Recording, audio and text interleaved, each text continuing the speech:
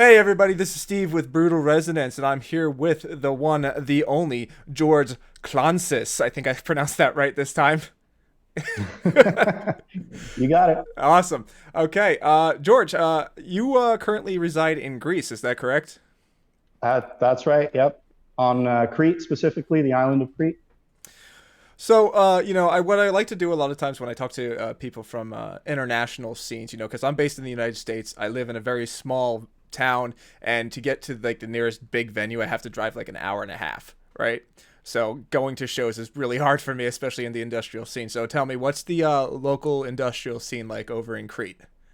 Is there one? Um, Non-existent, honestly. Something started to happen a few years ago, maybe actually 10 years ago Mm-hmm. now, that there seemed to be a little bit of a scene developing. And we got all the big Greek bands coming over and playing, and even a couple of international bands. We got Larva from Spain came Cool. over, and Asepti, the French agro-tech electro Mm-hmm. guys. I don't know if you remember them. But yeah, it just kind of withered out, and that was that. There's a huge metal scene. We've got two metal festivals on um, that actually started fairly recently, last 5 years. But Oh wow, that's cool. yeah, no kind of industrial electronic scene whatsoever. Gotcha. Have you has there been any like leakage of, let's say, like industrial metal into those festivals, or no? Is it just strictly metal? It's strictly metal. Greeks like their metal classic, Gotcha. Okay. Iron Maiden and Man of War and all that kind of thing is really popular. Hmm. So mostly it's been that big Greek bands came over as well. Septic Flesh and then Rotting Christ coming over this year, I think. Um, can't remember who else it was. I better look that up. I might be talking out of my ass. Yeah. Well, Anyway. being that Crete doesn't have a large industrial scene, do you find it hard to get your music out there? I know that the internet's an easy place just to like kind of like throw your music out to the world, but even then, without like that, live performance sort of stint for your project, is it tough for you? It is, and it isn't. Obviously what you're saying is true. Uh, there aren't any opportunities really to get out and play live, but that's kind of true for really the whole of Greece, unfortunately, at the moment.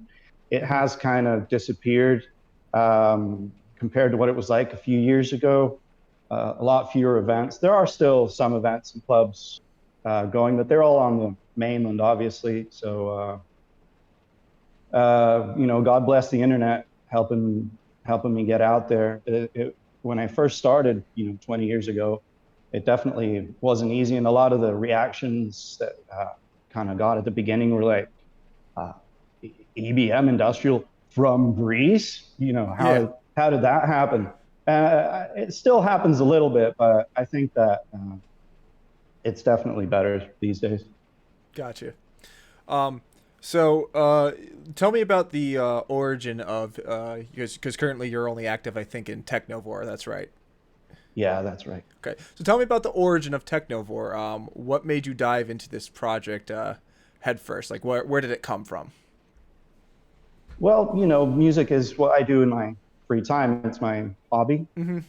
So, after I finished with previous projects I was involved in, I knew I wanted to do something on my own. And the basic idea was, what if I take all the things I like and enjoy about various electronic genres and throw them all together and see if I can't, come up with some sort of Franken genre that somehow works. Mm-hmm. And that's how it started. I didn't want it to be something specific. I wanted it to be whatever I wanted it to be Mm-hmm. at any given moment. If I want to make a side trance track, I'll make a side trance track. If I want it to be techno, it'll be techno. And I think people are quite open minded these days about that sort of thing. They don't look for formulaic stuff Mm-hmm. anymore, and so that's really what it was. Now, Teknovore, at least to me, kind of had a rapid succession. You came onto the scene, and obviously you were already established within the industrial and EBM scene. But Teknovore was brand new, and as soon as you started creating this profile, it kind of, in my opinion, it blew up. Like 1 minute I just heard about the project, and the next I just started seeing you everywhere. Were you expecting that? I really wasn't. At one point, I was just thinking, no, I'll make a bunch of tracks, and when I have 10 that I think are good enough, I'll just put them out there because mostly I'm just doing it for fun, without any expectations. And then I thought, well, you know what? Let's see if I can get a label behind it and give it a good chance of actually being heard. And I think it was just a case of me being lucky and having the right people championing it and liking it and pushing it out there. Obviously, being on a label like Infacted helps a lot because they've got a huge promo pool, and being on a label like that is kind of giving you a seal of approval, seal of quality. Yeah. So when people see something coming out on a label like Infacted, they know it's going to be worthwhile. Yeah. It blew up. It blew up. Okay, I think that's a bit of a mistake. Well, Yeah, for the industrial scene, it blew up. Well, okay. I'll take it. Yeah. I'll take it. Yeah, it happened a lot quicker than I thought it would, to be honest. Yes. Yeah. Now, you spoke of Infacted Recordings for a little bit there. What's your history with them, and did you send your demos to them first as your first pick label, or did you kind of browse first? Actually, they're the only label I sent the music to. I had two labels in mind, and I got it to Torben at Infacted because we go way back. I've released, let's see here. I've been involved in at least 7 albums that have been released on Infacted, I think, in the past. So I trusted him. We've always had a good relationship. So I thought I'll get it to him and see what happens. Yeah. Because I thought it was a good fit for what I was doing. And luckily he liked it. And like I said, right place, right time, right people. Cool. As a bit of an aside here, this goes for both you and our listeners. A thunderstorm just started outside, so if we cut off and this video is very choppy and edited poorly, you kind of know what's going on. Wow. But I hope the power stays on. Every once in a while, it clicks out. So I'm going to start rotating as we speak because the sun's about to hit me in the face here. It's like every 5 minutes we're just going to see you turn. Yeah. There's like one little tiny window and it's right in my face right now. Anyway. So we're both having separate weather problems. If I'm squirming a lot, that's what's going on, I'm trying to avoid the sunlight. Hey, no worries. How goth of me. Yeah, it fits right in. So as you went on with Teknovore, eventually you released the Theseus Paradox. That's your full-length debut album. I have it right here. And obviously I'm a fan. That's why I have the album. That's why you're on this podcast. So tell me a little bit about your debut album. I actually really love the cover art. That's the first thing. There's like a ship marooned on what looks like to me like a snail shell. And it just goes infinitely into the sky almost. How does that tie into the album? Well, the cover was designed by a friend of mine, someone we go way back with, and his name is Nikos Stavridakis. He lives here on Crete. When I started Teknovore, I had in mind to use or collaborate with as many other Greek artists as I could. And he'd done some really cool artwork mostly for metal bands, and I thought I'll get him to do it. Sent him the album and said do what you want. Here's the album. Here's the concept behind the album, and do with it what you will. Yeah. And yeah, I think he did an amazing job. Honestly, everybody loves the cover. He's done all my cover artwork, all the singles. He's he's doing the cover for my second album. So yeah, we've got a great relationship, Hmm. and I love his work. Yeah, I love artists that you can do that with, like where you can just like send them your stuff that you trust so much. Like, here's a shout out that I'm gonna do to Orlando of Cyclone Industries. Worked with him Yeah, at Orlando's great. Yeah, yeah.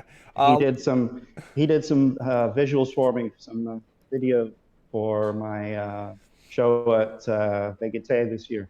Yeah, we've used them plenty of times on Brutal Resonance, and usually I just send him like a loose concept or a very small art brief. I'm like, do your thing, and like the one time he got back to me in like a week, and I was just like, I don't know how the fuck you did this, but this is great, you know. So It's so annoying when people work that quickly in a good way, yeah, because I can never do that. I have to stress the details and I can do that in some regards. Like, for example, Rex Arcana of FGFC 820. He just started that Static zine, and right. Yeah, I did I got the first issue of that. yeah, Great I first issue. yeah, I got it sitting right on my desk. I haven't had the chance to read through it yet, but I did a couple of small reviews on there, right? And he was just like, he asked me to do 200 words per review, and for me that's nothing because usually the reviews on Brutal can stem from anywhere from 500 to 1,000 words, you know. And so when he asked me to do those, I got on them and I was done with it in like 20 minutes or so. You know, I listened to the album throughout the day and I just got home and I was just like, yep, let me type this up, and then I was done, you know.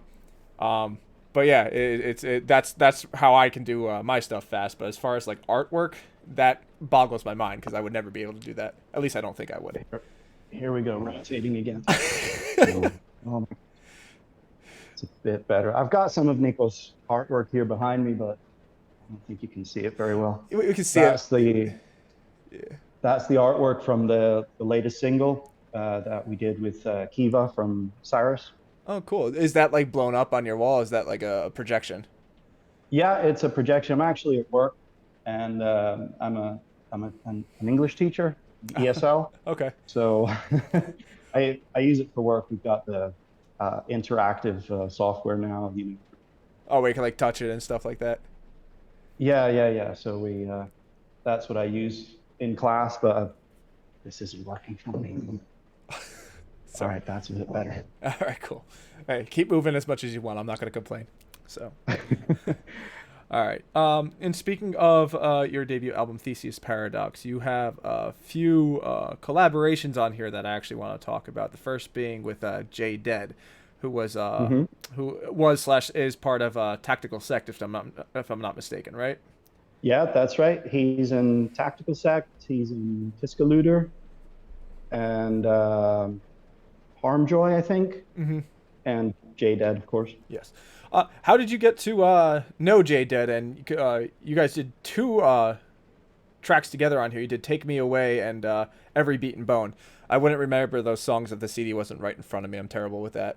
So I sometimes I don't remember my own song titles. Yeah, what's that yeah, one? Yeah. yeah, Actually, we've done. Let me think. We've done two on the album, and we yes. did the single earlier this year, Hmm. "Already Dead." Um, Not a Fist of the North Star reference, by the way, uh, in case anyone was probably not wondering. And then actually the first single I released was a collaboration track with Jay, and that started life as a collaboration for a different project. Before I made the Teknovore album, I made a whole album for Kruna with Frederick, Hmm. who is in Against I now, and I was with him in Cynical Existence as well. And so we started making a second album, and then we decided it wasn't really going where we wanted it to go, so we killed the project basically. Hmm. But that track was there; it was ready, so it became a Teknovore slash JDED collaboration. Cool. And how did you initially meet Jay Dead? I mean, I'm assuming that was through the internet, but what got you guys working together?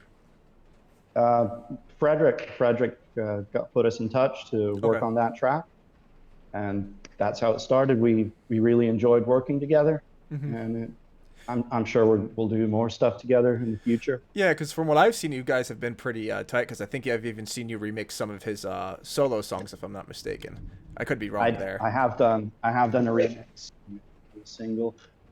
Oh God, what's the name of the single now? Dude, I'm the same way. I probably See, covered it on Brutal. names, Yeah, names. but Uh, no, okay. sorry, Hey, don't drawing a worry. blank. Sorry, J Dead. We'll make it up to you one way or the other. um, Now you also this is a band that I have not heard of is Neon Decay. You did a collaboration with them on Relinquish Your Flesh. Who is Right. Neon Decay? And again, similar question. How'd you meet them? Well, that's Frederick Kuna. Oh, okay, That's another project we were gonna put together that kind of didn't go anywhere. We gotcha. do that a lot. We Yeah. start working on something and Well, like if memory serves me correct, is that Frederick Kruna, he's been involved in like 10 to 15 different projects in the last 10 years, at and the very least, yeah, yeah, I'd say. I remember the one time I did a written interview with him on the website, and I was just like, hey, so I'm always confused by this, but which projects are still current and which aren't, you know? Yeah, right now he's just got Against I. I think he's just decided he's gonna focus purely on that because Yeah. that's I think what he had in mind from the beginning, even if he didn't know it himself. Hmm.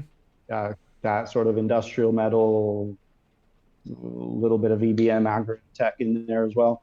Yeah. So yeah, he's just released an album, his second album, I believe it is. So check that out. That's really good if you like your EBM with guitars in it. Hmm. Perfect stuff. Okay, and then one of my favorite songs on the Theseus Paradox was Anachronist, featuring Mm-hmm. Ruinizer. Um, Yep. Tell me about that one. I thought that was the heaviest song on the album. It was brutal, and I think that has a lot to do with what Ruinizer was able to do with his vocals in general. Yeah, I think he did a great job. Lots of variation. It's familiar, it's a little bit electro, but not Hmm. as well. He's got the melodic parts and everything. So let me think here. That track started. I think um, hmm, that's probably the first track where I thought, let's try and make a rumble kick work in this context because usually I'm all about the fat bass lines and the you know crunchy FM stuff. Hmm. So I thought, well, what if I take it in a little bit of a different direction, bit more techno with the rumble kick instead of a bass line. And it gave me a hard time at first making it make sense, but it is the most successful track on the album, the one that's been streamed the most. Hmm. So it worked out pretty well. I've got a few more tracks like that on the second album with more with rumble kicks instead of EBM bass lines. That's dope, man. So moving forward, though, you've I think you released one or two new singles recently. Another one was a collaboration with Jay Dead, and then you had another one with Kiva Leo of Cyrus, right? Yep. Okay, so that how that started was the idea was to release an EP Mm-hmm. in the run up to appearing at Vegete. Jay was supposed to do vocals, but it didn't work out because I was playing Friday, he was playing Sunday. We couldn't really make it work. So then we split the EP into two singles and released them separately. Um, One is Already Dead. The one with Jay Dead is probably the most psytrance track I've ever released. Take the vocals out, and it is pretty much just full on psytrance. And then the one with Kiva is completely different. It's 95 BPM, mid tempo, Mm-hmm. heavy, atmospheric. So the idea was to have these two very different tracks on the same EP, but best laid plans and all that. Mm-hmm. It didn't really happen as an EP, but we got the two singles out just in time for that. Yeah, and I mean, you also said earlier that you have a second album coming too, so I imagine that those are going to be part of that. The one with Kiva, yes. I'm kind of thinking of letting the one with Jay be its own thing because I've actually got too many tracks. I'm gonna have to keep something, save something for later, which isn't a bad thing, but I can't decide what. Yeah, I don't gotcha. know what to leave out. I love all these tracks too much, but I have to. I'm gonna try to keep it to 12 tracks overall, Hmm. and yeah, something's gonna have to get cut, unfortunately. Yeah, it's kind of like trying to pick a favorite child in that sense. So, Yeah. but um, and do we have any other information about the album that you can share today? I mean, is it going to be released through Infected Recordings? Do you have a title? Do you have a release date? Yada yada, so on and so forth. Okay. Yeah, it's gonna be on Infacted Recordings again. Aiming for an end of the year release. I'm still waiting for vocals on a couple of tracks just to be Hmm. able to wrap it up and send it off to mixing and mastering. And probably do maybe one more single, at Hmm. least one more before that's released. Um, I don't know. I guess there's no like top secret information or whatever. Anything you want to know, just go ahead and ask. Yeah, no, you pretty much covered everything that I wanted to know. Because I can't really judge an album before I listen to it, and I kind of like that surprise. So we're gonna leave it at that for the new album. And now that we're all caught up on music, let's talk about something else. Give me your favorite Sure. movies of all time. Oh, okay. All Give me right. one at give me one at a time, and then tell me why you like it. I'm gonna agree or disagree, or tell you if I didn't see it yet. Okay. Let's go with horror movies first, I guess, All because right, cool. that's my favorite genre. All right. Obviously, I'd say number one is The Exorcist. I haven't seen that movie since I was a kid, and because Oh my God. I'm not sure if you remember them, but you remember those like the scary maze games. Do you remember Okay. those? Yeah. Yep. Yeah, Yep. well, And I was. It popped up. I forget how old I was, but I was like 6 or 7, I think, maybe 8, right? And my mom, she calls me and my sister, me and my sister. There was 4 of us in total. My older brother and older sister were in on it, and they got us the 2 youngest ones on it. So she calls us over to the computer, and she's just like, "Hey, you gotta watch me play this game real quick, right?" And so we're watching her, and we're doing the classic thing. We're getting closer and closer and closer, and then she gets to the end, and Regan's face pops up, and we fucking flipped out, man, right? And my mom laughed and everything, but I'm not fucking kidding. I had nightmares about that for like a year straight. oh So man, your mom sounds like exactly like the kind of parent I am. yeah. I love scaring my daughter. I'm such a parent. Yeah, no, like Um, don't get me wrong. My mom, she's actually really chill. She's a sweetheart, and she rarely ever did anything like that. But the one time she did it, it really got me scared. I was spooked. so yeah, Exorcist, my number one horror movie. I've seen that, I don't know, 25, 30 times. Gotcha. And actually I saw The Exorcist 3 before I saw the first one. Uh, And I don't know if you've seen that. no, I haven't really dived into the Exorcist series, but I heard that the third one's pretty good, regardless. I mean, the first one, it's not as good as the first one. Yeah. Obviously, the first one's a masterpiece. Third one's very solid. Second one you can just skip, in my Okay. opinion. But the third one's got what, in my opinion, is the best jump scare of all time. So it's worth watching just for that. I won't give too much away if you haven't seen it. Listen, it's like 30, 40 years old, so we could talk about it. Are you? I watched the. I, Yeah. I'm trying not to spoil it for you Oh, specifically. well, the thing is, I'm gonna take a quick guess because I watched. Do you have Shutter, the streaming service? Yeah, yeah. Yeah, they did that recent like 100 most shocking movie moments in horror, Ah, and okay. if I didn't it, see that. gotcha, it was pretty fun to watch too. But the scene that they showed from I think it was one of the Exorcist movies, but it was in a hospital where the nurse is coming through and like nothing's happening, and then she just turns left or whatever, and the guy comes out of the hallway. Is that what you're talking about? That's the one in the Yeah. hallway. It's a mental hospital. And, Yeah. the figure in white comes up behind Mm-hmm. the nurse with the I don't even know what that is. It's a pair of scissors, clippers, whatever. And Mm-hmm. you don't even see any gore or anything, Yeah. but the music cue as well, the stab just gets you because it's so quiet. She's just walking down the corridor, Yeah. checking in on the And patients. it's just like There's you, no yeah. ambient sound or anything. And it And gets then it's good under the, wham. yeah, it gets under a lot of people's nerves too because it's just that tension. It's just constantly building up, and you're like waiting for something to happen. And did you watch Scream 5? The I haven't seen that yet. No. There's a scene very similar to that, like same type of tension build, right? Where it's just like you think something's gonna happen, you think something's gonna happen, and it's not happening. You're just sitting on the edge of your seat waiting for it to happen. It was one of the best scenes of that film. So, but yeah, no, definitely check that I've out. still got to check that out. I was thinking I should start. I should rewatch them all and then Yeah. see the latest two, but I haven't gotten around to it yet. Mhm. All right, let's see. Two more horror movies. Hellraiser, First one. first one. Yep, love that one. Okay, I And can agree with that. yeah, I said I can mhm. agree with that.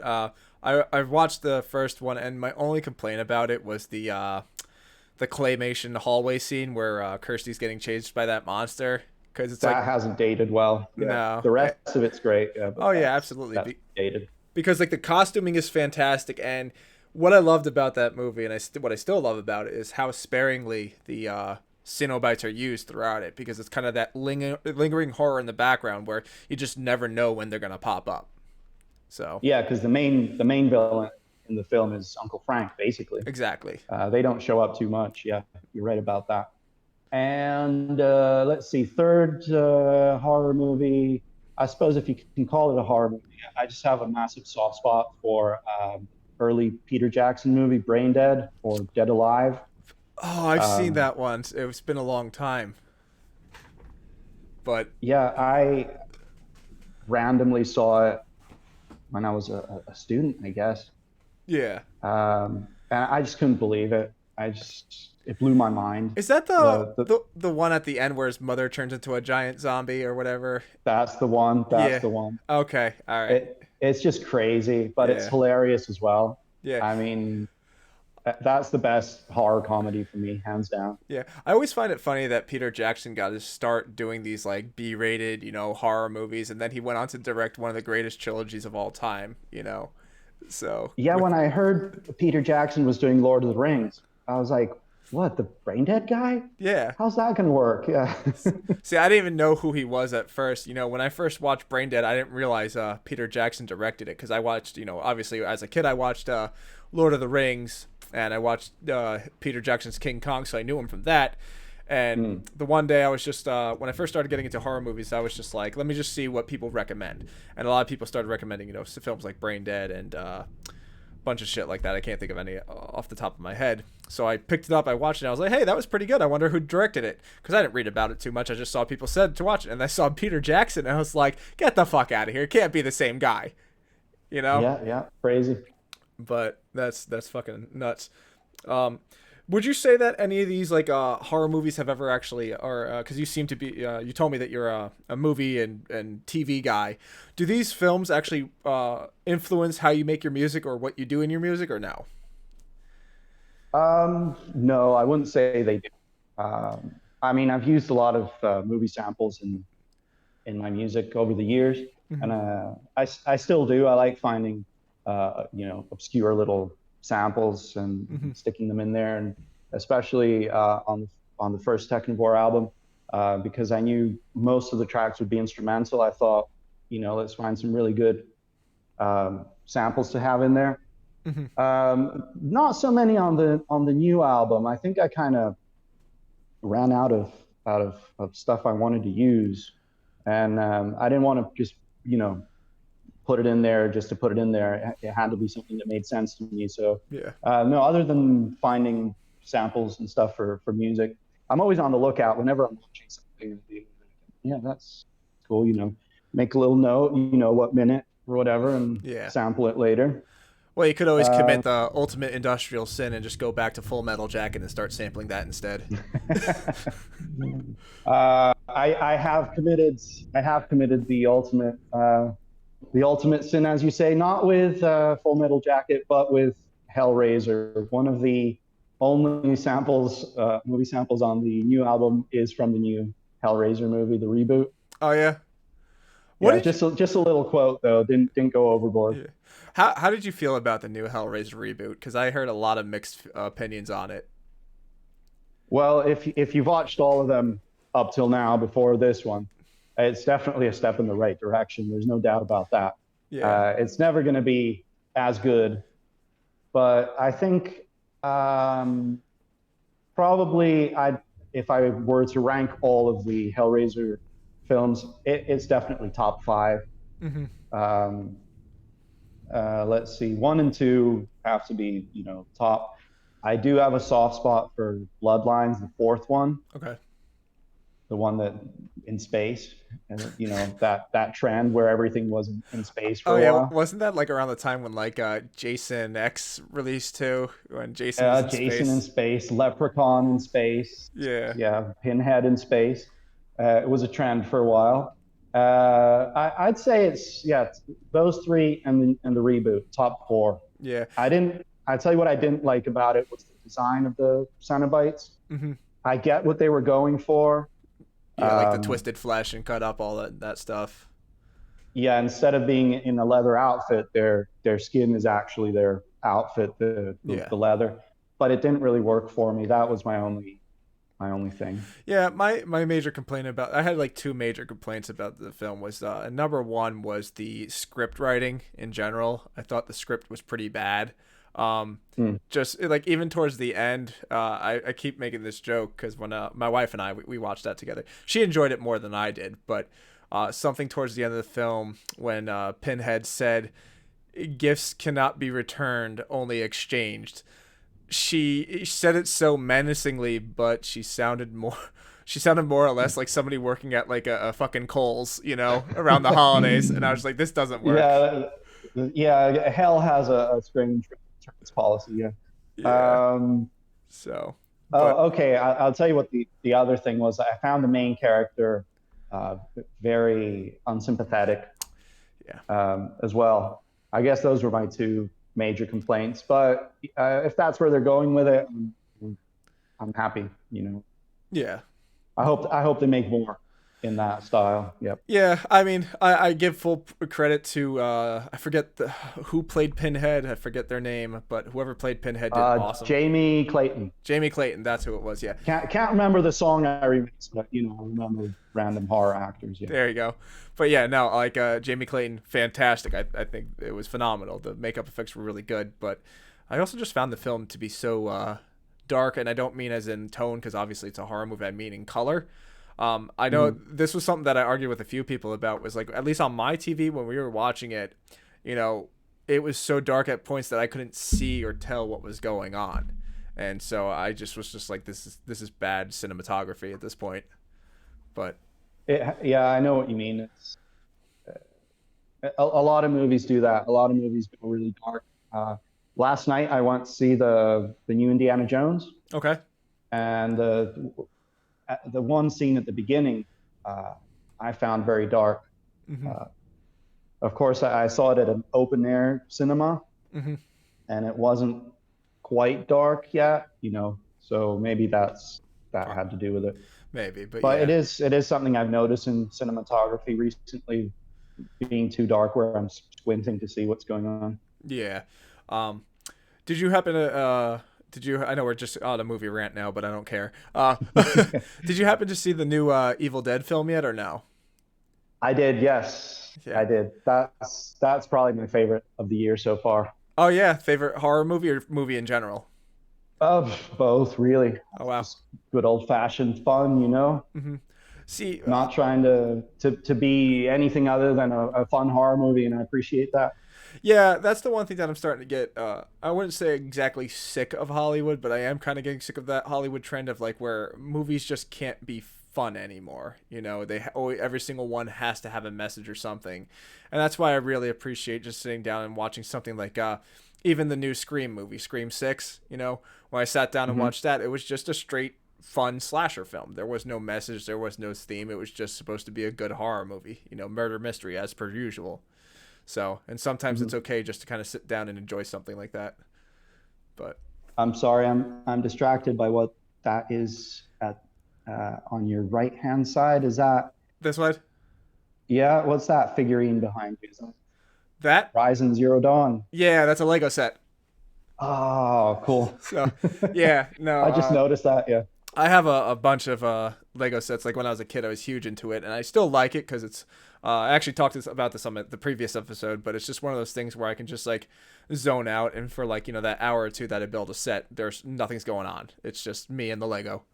Yeah, So I was. It was disappointing. My daughter never got into Lego like I hoped she would. yeah. I have an excuse to buy a bunch of Lego sets. See, Didn't happen. yeah, I don't have that issue. I could just buy Lego whenever I want. So, I like, have to justify it somehow. yeah, I spend enough money on stupid stuff. yeah. It's like, and that's the thing. It's just like I don't go out and buy a Lego set like every single week or anything like that. Usually, it's like once every 3 to 4 months that I'll just be like, hey, I really want that set. I'm getting it. So. Hmm. And I think the last set that I bought myself was the pirate ship, if I'm not mistaken. Yeah, I think it was the pirate ship. Can't go wrong with the pirate ship. So, Classic. yeah. All right. Well, George, we could ramble on forever and ever and ever and ever and ever, or we could just cut it now. I think we've talked for a pretty decent time here about, movies, Lego, horror, music, and everything else in between, but not really. So, Yeah. what I like to do towards the end of these things, I always like to say, hey, if you have anything else you want to mention or talk about, feel free to do so now. No, I didn't really come in with anything in mind. Mm-hmm. Um, yeah, just bit of music, bit of movies, like you said. Um, no, sorry, I'm boring. Nothing. I got Hey. nothing. All right, cool, man. Once again, thanks everybody for tuning into the Brutal Resonance podcast. I hope you guys had as much fun as we had, and we'll see you next time. So this is going to be George and I saying goodbye. Peace out, guys. See you guys. Thanks for watching.